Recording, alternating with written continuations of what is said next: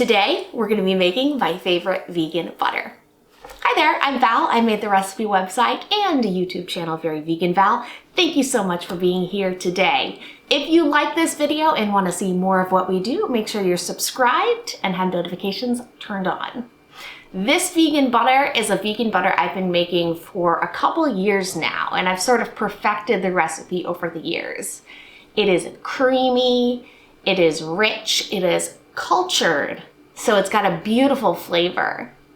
It genuinely tastes better than the other vegan butters you can find in the store. And one of the best things about it, in my opinion, is that it doesn't use palm oil, so no orangutans were hurt in the process of making this.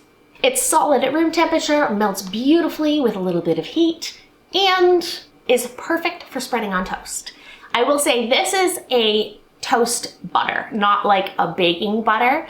The difference is it's a little bit softer and it has a bit of a higher water content. If you want to try making a baking butter with this recipe, I think it would work really well. You're just going to want to make a few tweaks. Increase the amount of coconut oil, decrease the amount of liquid, and decrease the amount of neutral flavored oil. And that should get you to a pretty good baking butter. The other thing I'm going to say is that this is sort of set up for batch butter making. People like me who want to have a continual supply of vegan butter going. If you don't want that, here's my little tip to make an adjustment.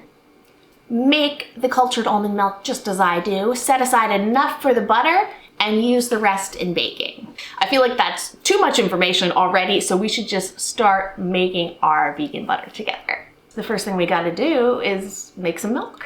The first thing we're gonna do is make our cultured almond milk. Now, I've only ever made this with almonds before, but I'm fairly sure you could use other milks. 1 cup of almonds.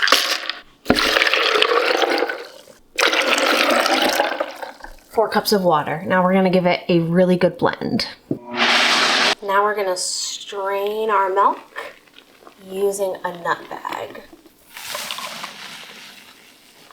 Straining nut milks became a lot happier for me when I switched to a nylon nut milk bag.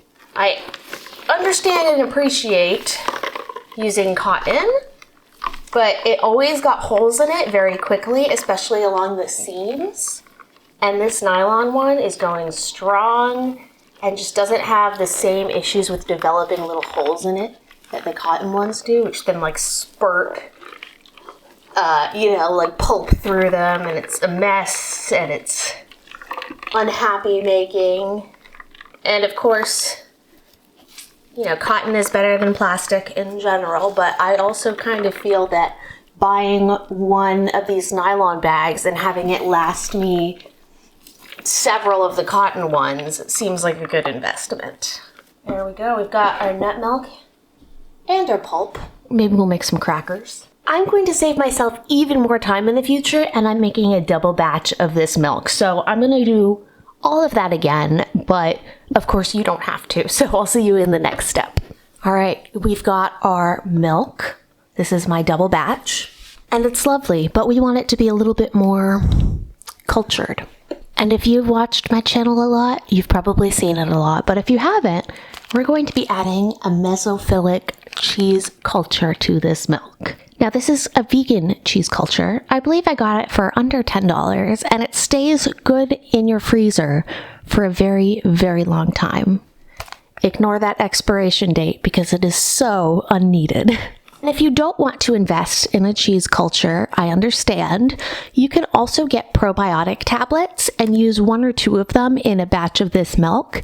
And it should do something similar, although the culture may be a little bit less complex and maybe not quite as good. For a single batch of this milk, you only really need about 1/16 of a teaspoon of starter culture. I did a double, so I'm gonna go ahead and use 1/8 of a teaspoon. You can see how this lasts you a really long time. We're just sprinkling it over the surface. And now it's up for you to not be a micromanager and just let those cultures do their job. Cover with a clean towel so no dust or anything falls in, and set it aside for about 24 hours. I'll see you in a day. It's 24 hours later. Let's see what we've got. You can see we're actually developing almost a curd, and it smells a bit like yogurt. Let's whisk it back together. Now it's more of a uniform consistency. So for every batch of butter we make, we need 1 cup of this cultured almond milk. This is where we're getting all the delicious flavor. I'll freeze these in 1 cup quantities. Now I have this super cube, which is very handy, but also a bit on the pricey side. You do not need anything like this. You can use anything that goes in your freezer and just make sure that it's measured out to a cup or to a half cup, and then you use 2 of them or whatever works for you. I'm going to freeze these until solid. Once they're solid, we'll pop them out, put them in a gallon freezer bag, and then we can make another batch and freeze those until solid. Once I'm ready to make a butter, I'll just pop one of these out, stick it in my blender, and then just let it sit for a couple hours, and it will have thawed beautifully. But of course, we don't need to wait for it to thaw this time because most of our milk is still liquid. So we're going to start in our blender with 1 cup of cultured almond milk. Now we're making a fairly large batch of butter here, and we're keeping some of it in the freezer. So if you want to, you can half this recipe and have a smaller batch.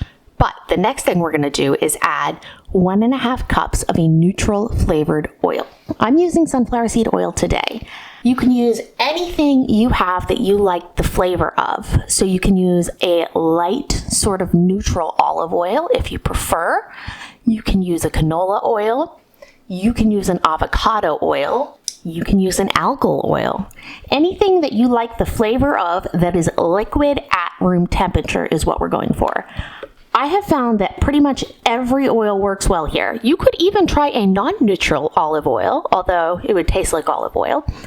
The one thing I've found that I personally do not like the flavor of is vegetable oil, but that might be a personal preference. Proceed with caution there. So we want 1.5 cups of this neutral flavored oil. That's the same as 336 grams. And I find this easier to measure out in the grams. We are going to want the same of a refined coconut oil.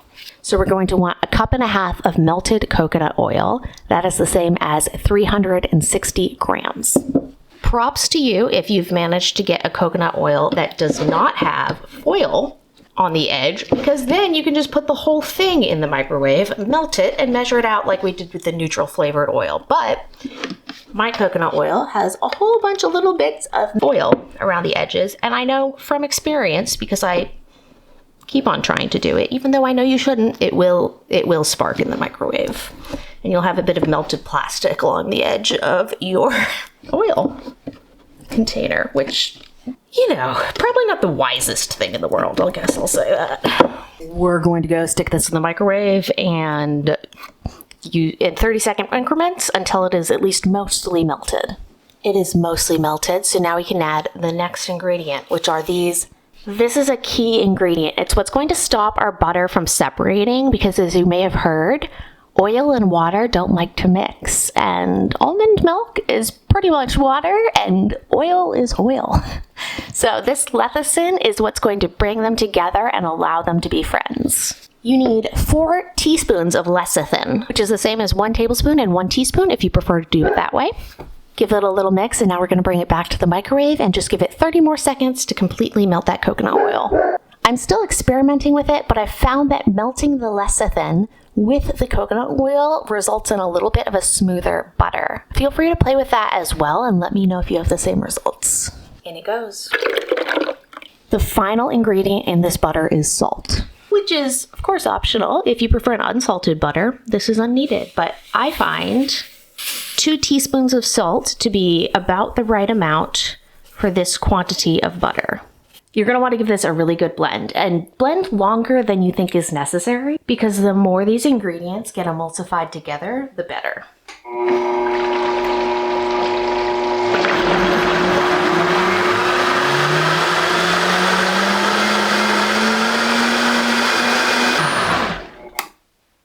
That should be good. Your butter now should look white, thick, and uniform. Transfer it into containers, then pop them into the freezer. I find this makes about 5 cups of butter. It also makes a fairly white butter. If you want your butter to have a little bit of a golden hue to it, you can add a smidgen of turmeric You don't really taste it much, and it does give you that color. I, however, have just found it not to be something I care about. Pop your lids on, and these are gonna go in the freezer until they're solid. That helps them to just make sure that they stay emulsified and they don't separate in the fridge. If I remember, after they've been in the freezer for about 10 minutes, I'll just give each container a little bit of a shake. It also seems to help, although again, it's not strictly necessary.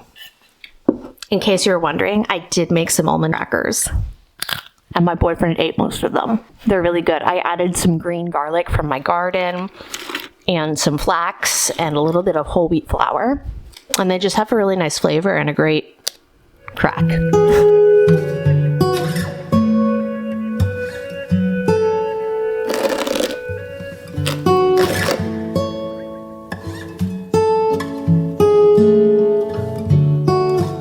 Our butter is ready. I transferred it to a little ramekin so it looks cuter, but as soon as I'm done with this, I'm popping it back in the plastic container and putting it in the fridge. It's rich, it's buttery, it's tangy. It's my favorite vegan butter. I eat it almost every single morning on toast with a little bit of nutritional yeast, and it's just a beautiful way to start the day. It's got that authentic fermented flavor that you can mimic with other things, but it's never quite the same. And I love that little bit of cultured flavor in the butter. It makes it taste like more than just oils. After I make my butter, I keep 2 of the containers in the freezer and put 1 in the fridge. That is mostly because of Penicillium mold, which is a mold that's kind of everywhere in our environment. When you have bread that starts to grow a blue mold, that is probably Penicillium mold. And if you're a fan of blue cheese, that is also Penicillium mold. One of the other things that Penicillium mold likes is coconut oil. So if you have a butter with coconut oil, it is susceptible to being taken over by the Penicillium mold. And you won't see it, and it's not dangerous, but you will taste it. Your butter will start to taste like blue cheese. You can keep on eating it, and if you like blue cheese, you might even have a good time with it. But I would like my butter to stay versatile and taste like the cultures I want to be in there. Now, this has only happened to me once, but it was a bit of a bummer. So in order to reduce the odds of having my butter taken over by a Penicillium mold, I keep it in the freezer, safe from molds, until I'm ready to start eating it. And with that, I think you have everything you need to make this beautiful, luscious, cultured vegan butter. Again, it really is one of my favorite things to make and a total staple in my household. Please let me know in the comments your favorite ways to enjoy a beautiful vegan butter. If you liked this video, please go ahead and give it a thumbs up, and if you're so inclined, subscribe. We'll see you next time. Bye.